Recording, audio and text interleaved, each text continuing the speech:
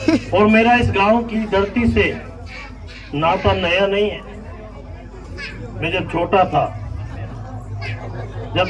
था और जब मैं व्यापार करने सीखने लगा रोबिन बना, तो ये छोटी बड़ी मेरी से लेके बीसलपुर कॉलोनी की सड़क बनाई थी। हम इस छोटी मेरी में कमरा लेके जम्मन जी कार के यहाँ पे 6 महीने तक रहे हैं, पता है सबको। तो इसके लिए मैं नया नहीं हूँ, लेकिन मैं कहना चाहता हूँ आपके प्यार और आपके आशीर्वाद से, आपके स्नेह से हम आपके प्यार को कम नहीं करेंगे। जो उत्साह, जो जोश आप में देखा है मित्रों, उसके लिए मैं ऋणी हूँ। गांव के लोगों से कहना चाहता हूँ, निवेदन करना चाहता हूँ कि 25 तारीख को चुनाव की तारीख तय है। 25 को वोट पड़ने हैं, 3 तारीख को वोट गिनने आएंगे। आपके विधायक का चयन होगा। आप जो वोट डालोगे उनकी गिनती होगी, जो आप मेहनत करोगे उनका रिजल्ट आएगा और आपका विधायक चुना जाएगा, आपकी सरकार चुनी जाएगी। अब उसके लिए हमको क्या करना है, जो मैं आपको निवेदन करना चाहता हूँ मेरे मित्रों, कि एक वोट आपने 2019 में नरेंद्र मोदी नाम के व्यक्ति को दिया था। नरेंद्र मोदी जी के एक वोट की कीमत से, एक वोट की ताकत बता रहा हूँ आपको, कि नरेंद्र मोदी जी को आपने एक वोट दिया, सनातन धर्म और संस्कृति को एक वोट दिया, उस वोट की ताकत है जो 500 सालों से भगवान राम टेंट में विराजमान थे। और कांग्रेस के लोग कहते थे कि कभी राम का मंदिर हिंदुस्तान में नहीं बनेगा। भगवान राम के लिए सुप्रीम कोर्ट में बड़े बड़े वकीलों की फौज खड़ी करके कांग्रेस ने कहा कि राम मंदिर, भगवान राम पैदा ही नहीं हुए, भगवान राम तो केवल एक परिकल्पना है। ऐसा मानते हैं कि रामायण ग्रंथ सब झूठी है। ये इस झूठ की दुकान को लेके उन्होंने कहा कि भगवान राम से तू तो कभी बना ही नहीं, और भगवान राम तो इस धरती पे उतरे ही नहीं।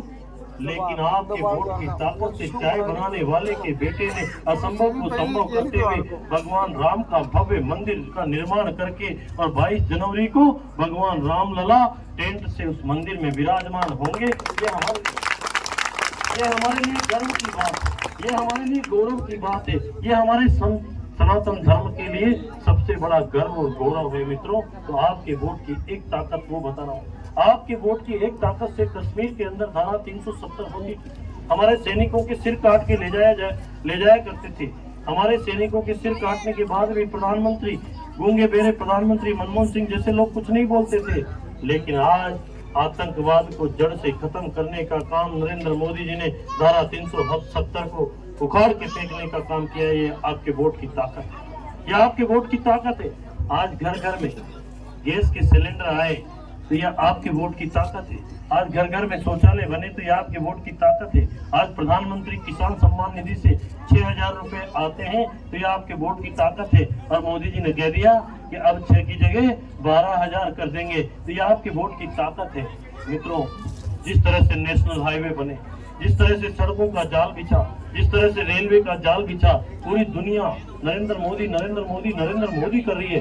पूरी दुनिया भरोसा करती है नरेंद्र मोदी पे। दूसरे देशों में भारत की इतनी इज्जत हो गई जो पहले कभी नहीं थी। तो ये किसकी ताकत है? यह आपके वोट की ताकत है। इसलिए मैं आपको कहना चाहता हूँ, एक वोट आपने नरेंद्र मोदी जी को दिया, उसके 1000 काम गिना सकता हूँ, चाहे वो हमारे सनातन धर्म के हों, चाहे वो हमारे संस्कारों के हों, चाहे वो हमारी संस्कृति के हों, चाहे वो विकास के हों। और एक वोट 2018 में राजस्थान की जनता ने गलती से कांग्रेस पार्टी को दिया। जो कांग्रेस पार्टी के मुखिया राहुल गांधी, जो राजकुमार हैं, शहजादे हैं, उन्होंने जयपुर में कहा कि सूरज उगे न उगे, चांद निकले न निकले, लेकिन किसान का कर्जा माफ होगा।